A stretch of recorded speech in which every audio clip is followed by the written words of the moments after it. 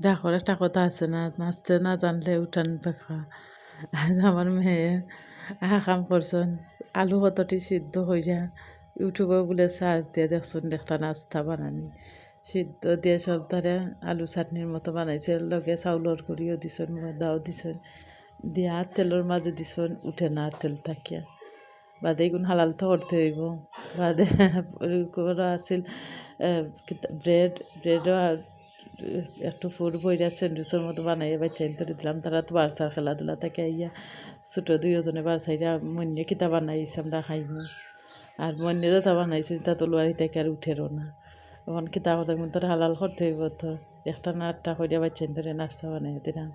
এদিন ফেসবুকে দেখছিলাম একটা রেসিপি টমেটোর, ওই টমেটোর একটা করলাম, ভাজে তারা ওটা বানাইয়া একটু বুঝ দিলাম। সন্ধ্যার নাস্তা তারা তো যে খুশি মধ্যে নাস্তা বানাইয়া মধ্যে নাস্তা বানাইয়া নাস্তা খাইবা। আসলে টমেটোরও কিতাটা তো মজা আছে, টমেটোর ফুচকা একটা আছে। এমনি আমি ফেসবুকে দেখছিলাম টমেটোর ফুচকা, আসলেও খাইতে ভালো লাগছে, বাচ্চারা ওরা পছন্দ করে খাইছে। আর এমনি তো কাঁচা টমেটো খাওয়াও যায়, আর তো আলুর চাটনি ভিতরে দেওয়া একটু টমেটোর ঝোল দিয়া খুব মজা হয়েছিল।